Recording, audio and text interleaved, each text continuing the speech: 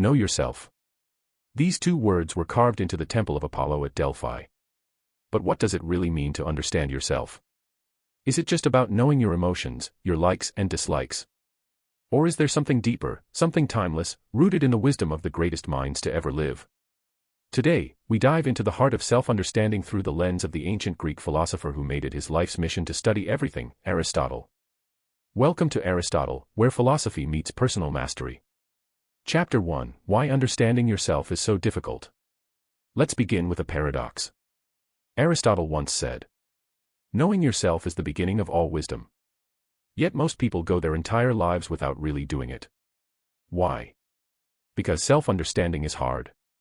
It requires brutal honesty, detachment, logic, and emotion. It means facing your flaws, questioning your beliefs, and stripping away the layers of illusion that society and ego build around you. And Aristotle knew this. Unlike Socrates, who believed that self-knowledge comes only through questioning others in dialogue, Aristotle believed that observation, experience, and rational analysis were essential. He didn't just ask who you are, he asked, what is your essence? What is your purpose? What is your potential? So, how do we begin? Let's start with the foundation, your nature. Chapter 2, Understand Your Nature, the Four Causes. Aristotle broke everything in existence down into what he called the four causes.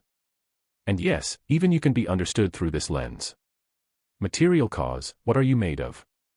Your body, your brain, your DNA, your upbringing. Formal cause: what is your structure or pattern? Your habits, behaviors, beliefs, your inner blueprint. Efficient cause: who or what shaped you? Your parents, teachers, environment, pain, joy. Final cause: what is your purpose, your telos? This is the most important. It's what you're meant to become. A man is a goal-seeking animal. His life only has meaning if he is reaching out and striving for his goals. Aristotle. To understand yourself, you must ask, what am I made of? What systems run me? What has shaped me? What am I for? These are not surface-level questions. They require deep reflection. Let's take this further.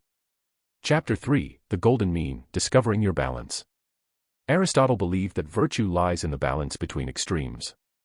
This is the golden mean. Courage is the mean between cowardice and recklessness. Generosity lies between stinginess and wastefulness. Confidence lives between arrogance and insecurity. So ask yourself, where do I lean too far to one extreme? Where am I lacking virtue? Self-understanding isn't just knowing your strengths, it's understanding where you're out of balance. Polymathy, the pursuit of many disciplines, can help here. Study different fields: science, art, psychology, logic, literature. Each discipline reveals a different part of you, like holding up a mirror from many angles. Chapter 4, Know Your Passions, Eudaimonia and Self-Alignment. Aristotle's ultimate goal was eudaimonia, often translated as flourishing, not happiness.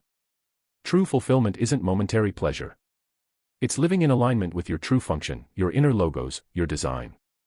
So how do you know you're aligned? You feel energized by your work. You feel pulled toward your purpose.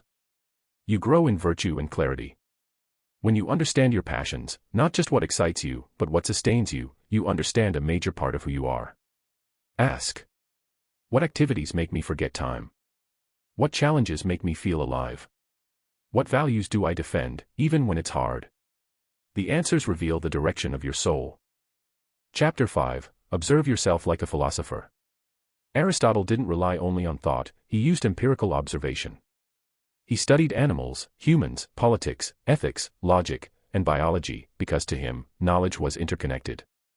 So to understand yourself, become an observer of your own behavior. Watch. What triggers you?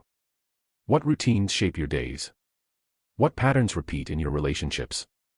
Polymaths are great at this because they compare perspectives. A musician might understand rhythm in their emotions. A scientist might track their habits like data. A writer might express emotions they didn't know they had. Cross-discipline thinking reveals hidden truths about you. Chapter 6, Understand the Soul, Aristotle's three parts of the psyche. Aristotle believed the soul had three parts. The nutritive soul, basic survival, sleep, food, instincts.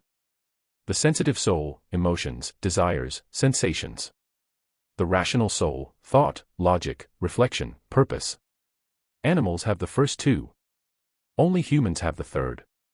Understanding yourself means understanding all three layers of your being. Too many people live only on the first two levels, chasing comfort and pleasure, without engaging their rational soul. But when you activate the third level, something changes. You gain clarity. You feel power. You become the architect of your own life. This is where self-understanding turns into self-mastery. Chapter 7. Your potential is your identity. Here's a truth Aristotle taught that most modern people forget. What you can be, you must be. You are not just who you are now, you are also who you have the potential to become. And potential is not fantasy. It's measurable. It lives in your curiosity, your skills, your values, your dreams. Understanding yourself means seeing not only the actual, but the possible. Aristotle believed every being has an enteleche, a kind of internal drive to become what it is meant to be. An acorn becomes an oak. And you become a philosopher, a leader, a creator, if you choose to. Ask. Who am I becoming? What am I resisting? What future version of me feels inevitable, if I stop holding myself back? Chapter 8. Self-knowledge leads to freedom.